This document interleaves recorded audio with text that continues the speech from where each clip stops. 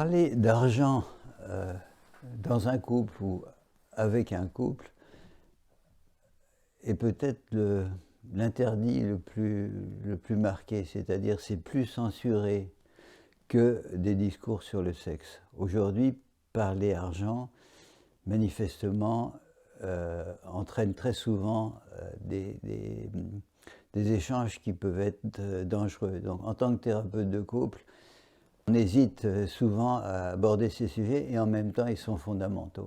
C'est-à-dire que l'argent, dans les couples, il faut bien comprendre que ce n'est pas que de l'argent.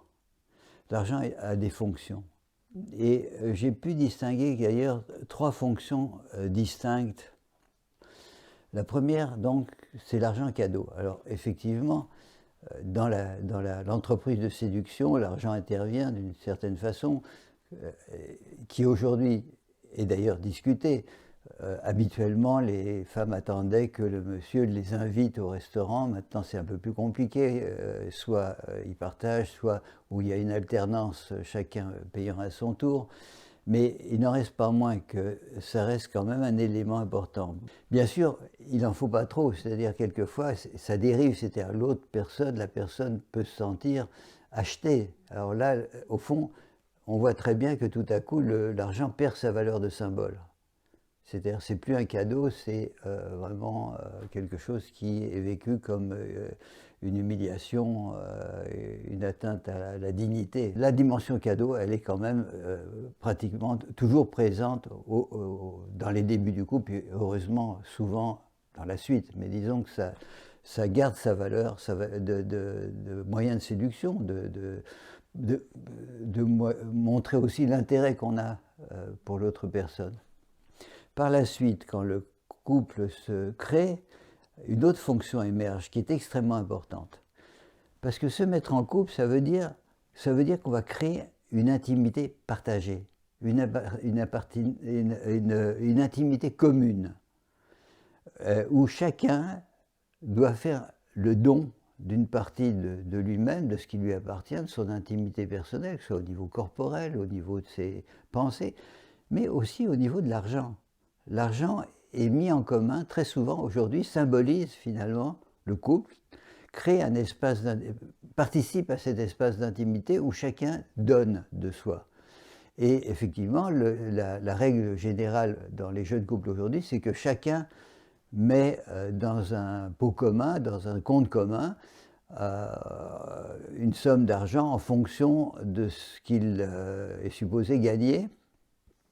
Et cet argent, donc, symbolise, au-delà du fait qu'il a une utilité très, très pratique, hein, il symbolise quelque chose qui est je dirais, un représentant de la maison couple. C'est quelque chose qui centre, au fond, le fonctionnement de la maison couple. Et je veux dire que chacun est attentif à ce que l'autre mette ce qui était prévu. Et quand il y a des hésitations ou des oublis, c'est tout de suite vécu comme notre couple est en danger.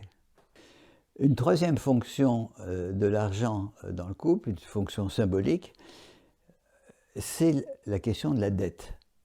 La dette qui émerge lorsqu'il y a une séparation, et en particulier un divorce, où on voit très bien que l'argent, ce n'est pas seulement la somme qui compte, qui est donnée à celui qui a subi la séparation, mais c'est le symbole, c'est-à-dire, si je reçois cet argent, c'est qu'il y a reconnaissance d'un dol, c'est qu'il y a reconnaissance de quelque chose qui n'a pas été respecté, c'est-à-dire reconnaissance d'une dette, c'est-à-dire qu'on imagine que l'autre doit ressentir une dette pour qu'on puisse se sentir réparé. Et je pense que c'est un élément très très important pour pouvoir se sortir de situations de rupture qui sont toujours très douloureuses. Et je dirais même que les dysfonctionnements à tous ces niveaux-là, des trois fonctions de l'argent, apparaissent quand l'argent perd sa valeur symbolique, quand l'argent devient de l'argent.